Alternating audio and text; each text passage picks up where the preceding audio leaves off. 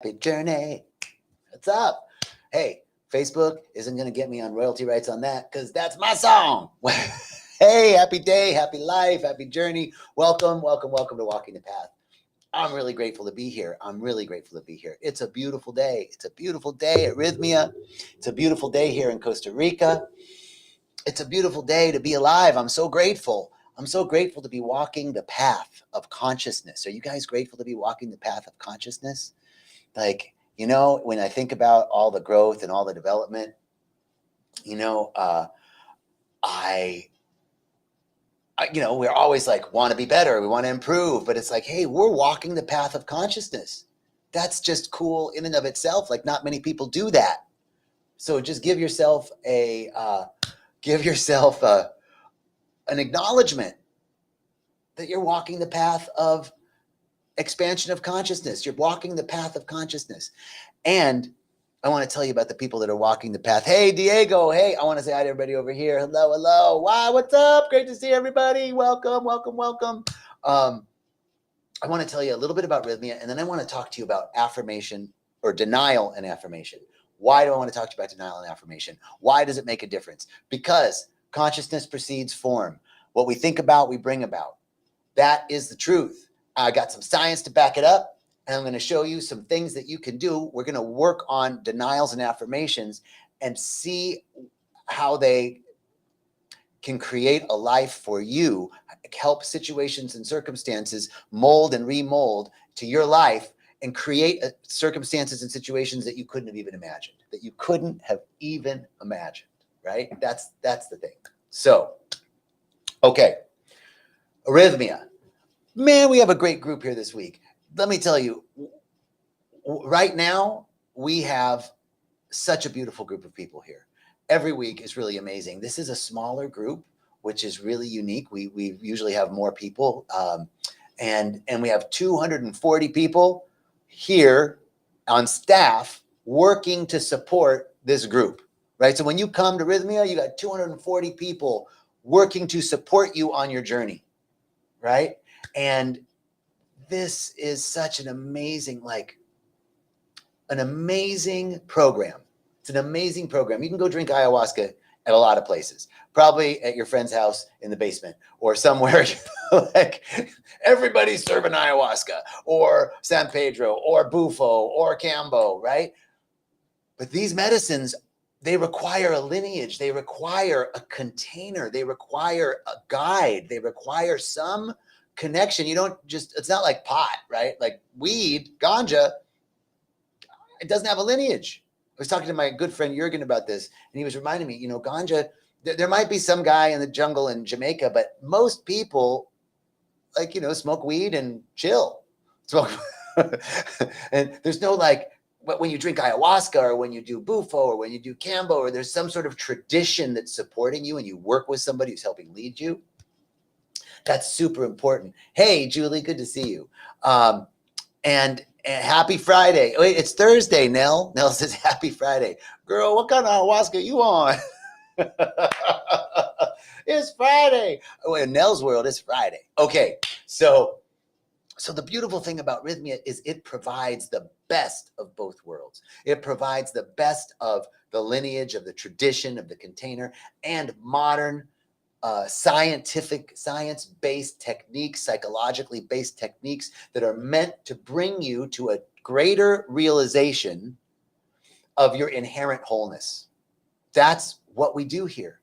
That people leave here. So many people come here. It was their last chance. So many people say, this was I'm going to kill myself if this doesn't work. We get that every week. No pressure, but, but this works. Every week, people who are on their last chance, I'm done, my back's against the wall, I'm giving up, I'm checking out, this life isn't worth it for the pain that I'm going through, for the suffering that I'm going through. And they come here and they leave here ready, in love with life, in love with themselves, in love with what's possible for them. Let's see.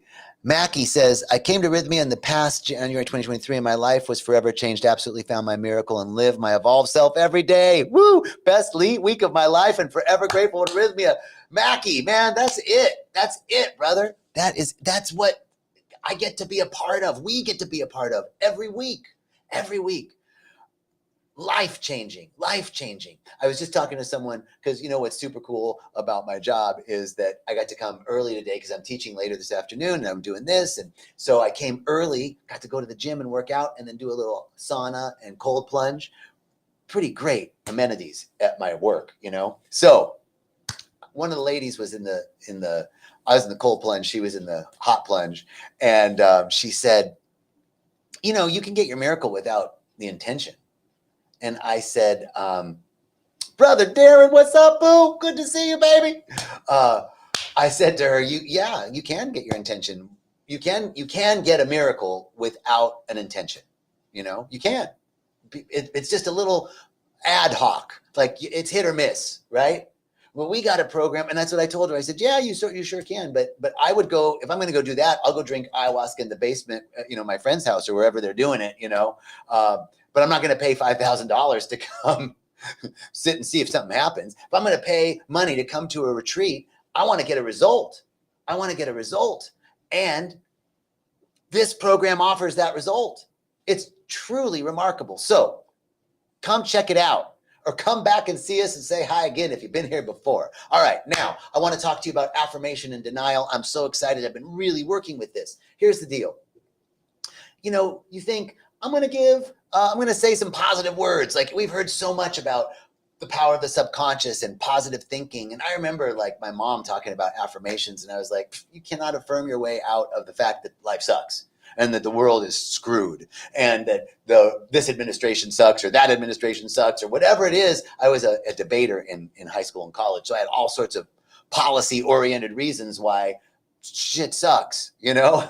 And now I see the truth that what we think about, we bring about, that consciousness precedes form. Now, we have come to a understanding based on evolution. I do not disagree with evolution, but there's an idea behind it that says consciousness, it's matter and then mind, that consciousness comes out of matter, that we were creepy crawlies and then we became invertebrates and then vertebrates and then primates and whatever. I probably got some of that phyla and phila and shit wrong, but then we became human and then we got consciousness, right? That it was something that developed out of matter. But the truth is that it's mind and then matter. Mind, consciousness precedes form. So this form took place out of an idea. And if you think about the Big Bang, that is no longer a theory, by the way. The Big Bang is no longer a theory. The James Webb Telescope is catching light from 13.8 billion years ago, 200 to 300,000 years after the Big Bang. And we can see that everything was hot and gaseous and nothing was settled, nothing was congealed. There was no matter. There was just these particles that congealed, and the particles had settled after 300,000 years of just very high vibrating energy that then started to become gases and particles, and then started to congeal to take form, and then became planets and galaxies, and all of this matter emerged out of this condensed idea. It was an impulse. The Big Bang was an impulse, because the question with the Big Bang is always, well, what happened? What was before the Big Bang, right? Well, an impulse, an idea. And this is confirmed biblically, right? The Bible has some very great metaphysical statements. Some of the Bible doesn't have some great metaphysical statements. And here's how you tell what's the word of God and what's the word of man in the Bible. You want to know how to tell what the word of God is and what the word of man is? Hey, Candace, if it's not unconditional love, it's not the word of God, period. So you can read the Bible, anything that's smiting or smoting or not the word of God, not the word of God. If it's unconditional love, that's the word of God. Okay, and in the Bible, it says, Genesis, in the beginning there was the word, and the word was with God, and the word became flesh. Let's update that a little bit. Yeah, the Bible needs a little updating. And I'm the guy to do it. So I'm going to update the 10 Commandments a little bit later. So they need a little updating, right? So In the beginning, there was an idea. What's a word? A word is a thought that's expressed. It's an electrical chemical reaction in the brain that outpictures as a word, as a sound, as a vibration, right? So in the beginning, there was an idea. In the beginning, there was the word, was a vibration, an idea that became something, that became a vibration, that became a frequency. In the beginning, there was the word, and the word was with God. Well, where's God? Everywhere. Okay, so great. Well, talk's over. No, where's God? The realm of God. God is everywhere, and the realm of God, the realm of perfection, the realm of infinite potential, infinite possibility. That might be called heaven. Because if there's infinite potential and infinite possibility, then there are no problems and there are no questions. Because if there's infinite potential and infinite possibility, that means that there's an answer to every question and a solution to every problem. That sounds like heaven to me. That sounds like the realm of God to me. So the word, the idea, the impulse was residing in this field. The quantum physicists might call it the unified field, was residing in this field, and it became flesh. It lowered its vibration until it took form. And Einstein backs this up. I've talked about this a lot, but I really love this idea, right, of how science helps me understand what the spiritual sages have been saying for a long time, which is that consciousness precedes form. Well, Einstein helps us understand that with his special theory of relativity, E equals mc squared. As I've said before, E is energy, there's an equal sign, and M is mass or matter. And I know nothing about the math that gets us there, but I know E is energy and M is mass or matter, and they're on opposite sides of an equal sign. That means energy equals matter, and matter equals energy. Works both ways. So matter is slowed, stored energy, and energy is sped up matter. Energy becomes matter. Consciousness precedes form. Why are we doing denials and affirmations? Because Einstein told us to do them. Energy becomes matter. What do you want to bring about in your life? What do you want? That's a powerful place to be. Knowing what you want, knowing what you need, knowing what you desire, knowing what you deserve. That's a powerful place. And that's not selfish either. That's not selfish, because the true and good desires of our heart are the true and good desires of God. The true and good desires of our heart are impulses implanted within us, and we have no idea. It might be like, well, I don't like. Okay, I'll be honest. For me, I love speaking. I love talking. I love talking in front of people. I love expressing my ideas. That might seem selfish. Like, who wants to listen to that dude, right? Like, who am I? Who am I to be talking about stuff like this? However, it's just something in me that it's an impulse. It's like something that I like doing, a divine idea, a divine impulse implanted within me, a true and good desire of my heart. I don't know how it's serving in the sacred ecosystem. I don't know, but I'm going to trust that it does, because that desire was in me from when I was really, really little. And so these desires, knowing what you want, knowing what you need, knowing what you desire, knowing what you deserve, is a powerful place to be. And then we get to work with the creative medium, this energetic force that causes energy to become matter. We get to work with it to create a life that we actually love, that makes us happy. It's your birthright to be happy. It's everyone's birthright to be happy. Everyone. That's why we talk about a world that works for everyone. Hey, Susan Day. Hey, Maria. Hey, Amy. Hey, only Diane. What's up, everybody over here? I'm so glad you guys are coming in. Welcome. All right. So, affirmation, denial and affirmation. Why work with it? We just went through the whole thing about how thoughts become things, how consciousness precedes form, that this is scientific. It's not woo-woo. It's not voodoo. It's not woo-woo, lulu, voodoo. I don't know what the hell it is, but it ain't whatever that is. It's science, boo. Okay? Okay?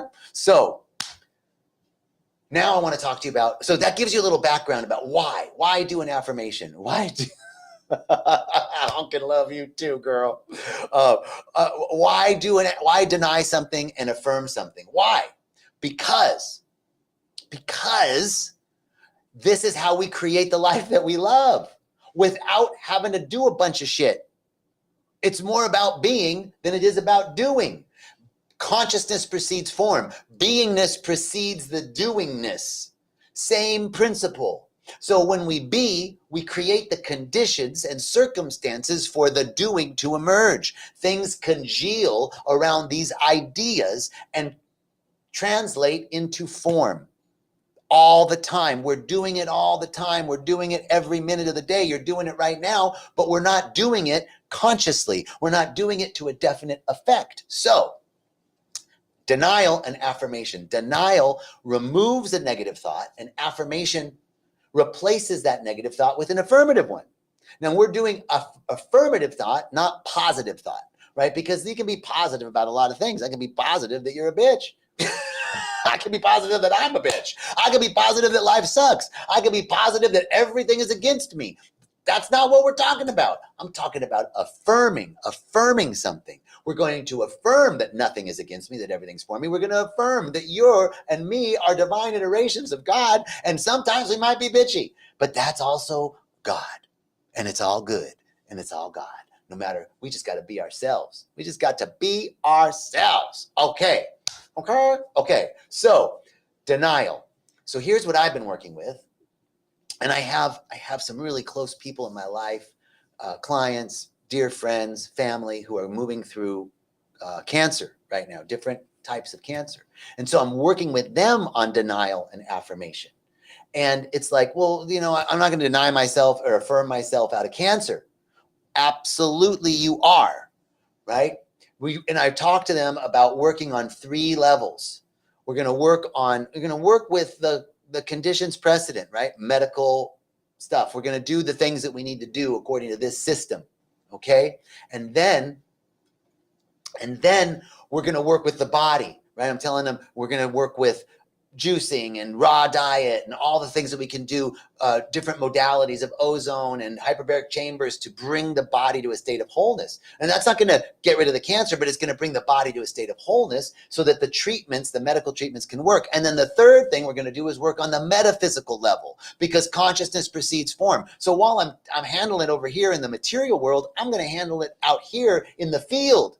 And I promise you that the field, consciousness precedes form. When you fix it in the field, you fix it here. That's what Joe Dispenza says. When you fix it in consciousness, he's just repeating what the sages have said for eons. When you fix things in consciousness, you fix them in the material world, because consciousness precedes form, and we are an expression of the invisible world.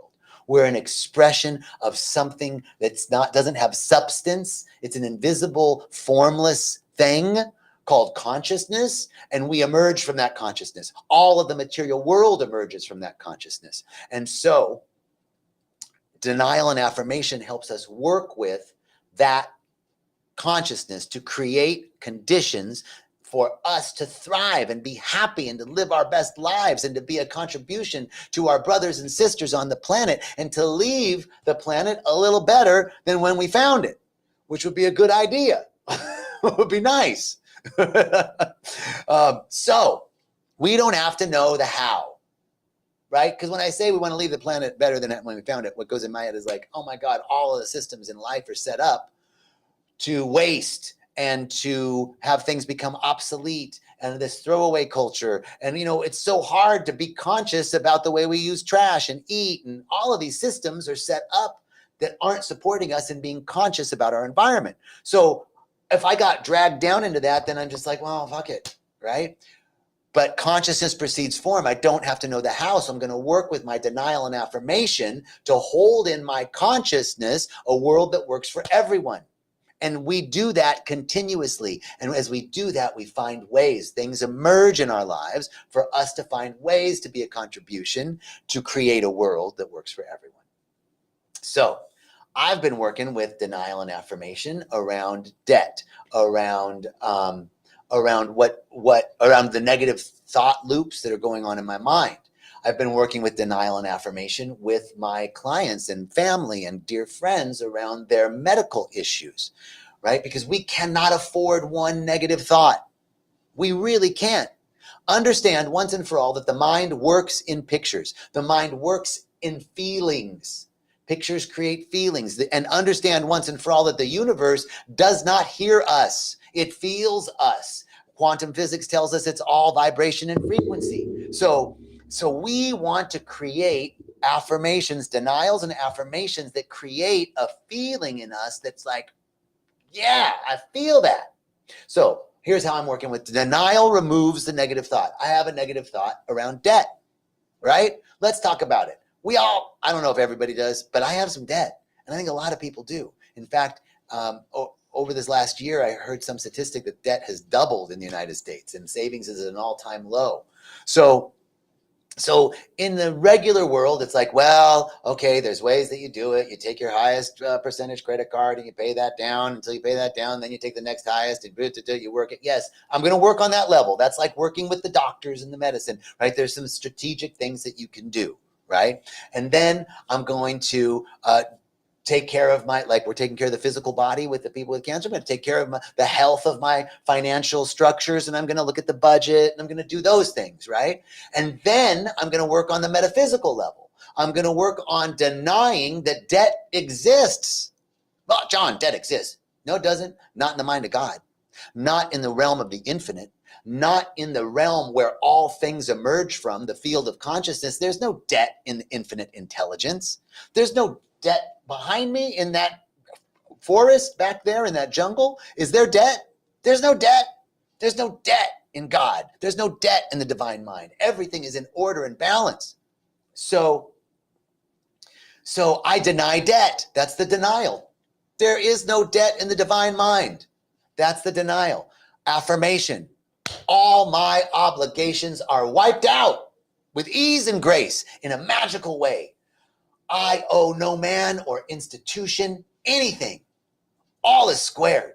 I send forth love and forgiveness. I do that every day. And actually on my drive from my house to Rythmia, there's a particular street, and I just sort of put it in my mind that as I pass by that place, I say the denial. So every day when I drive by, and I feel it, I feel clicking the paid button on my credit card bills.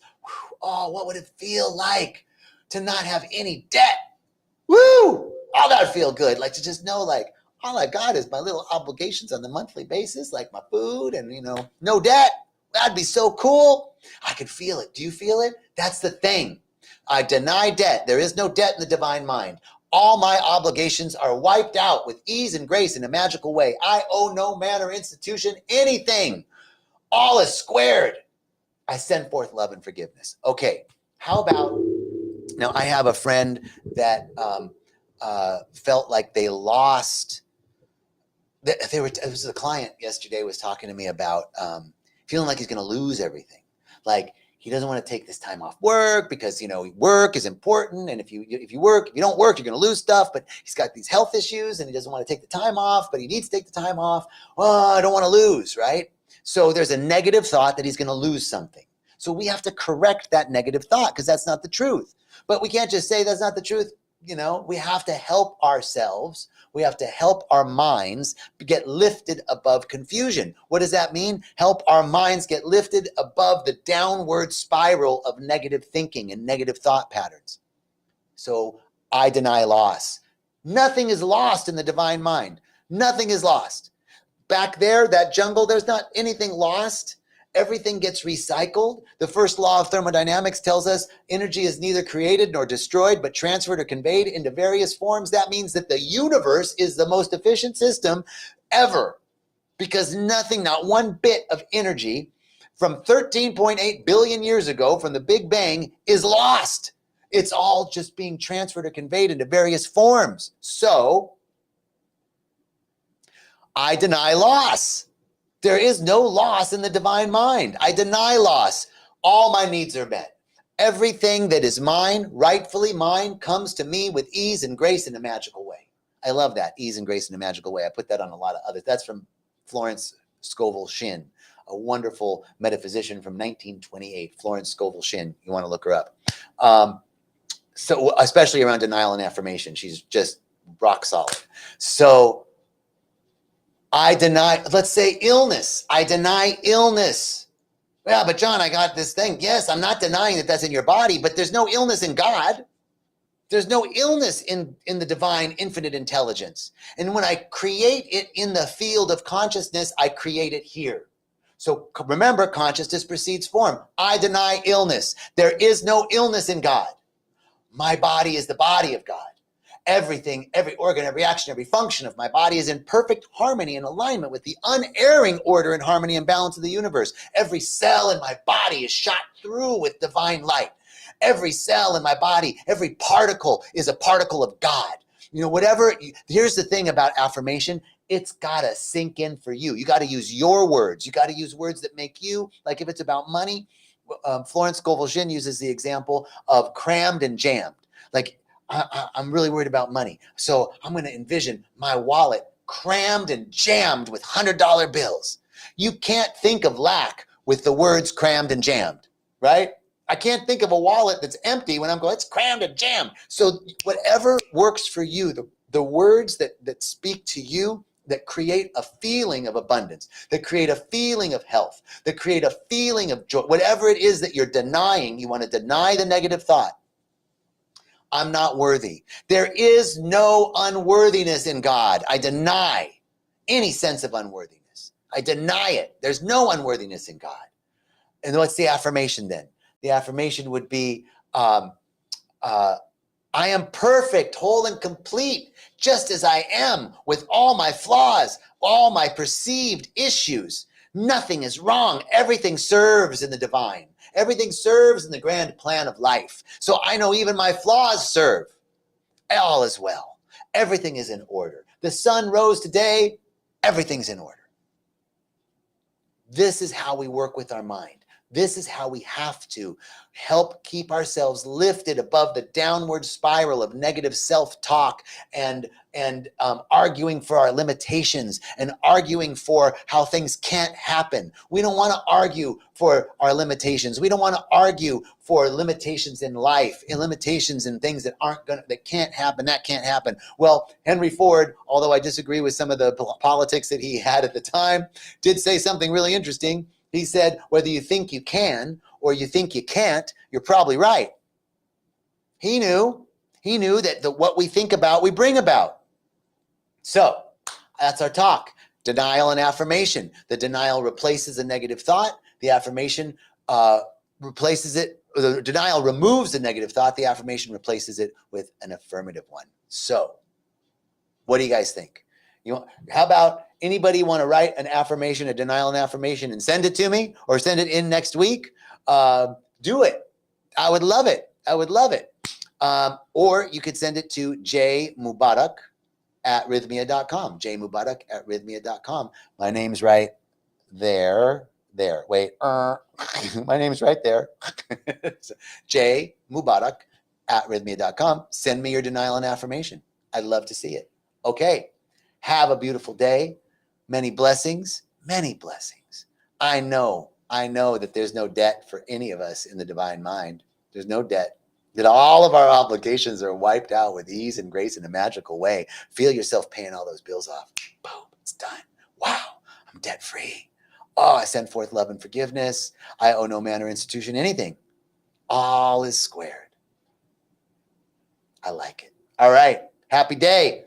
Much love. Thank you so much for joining.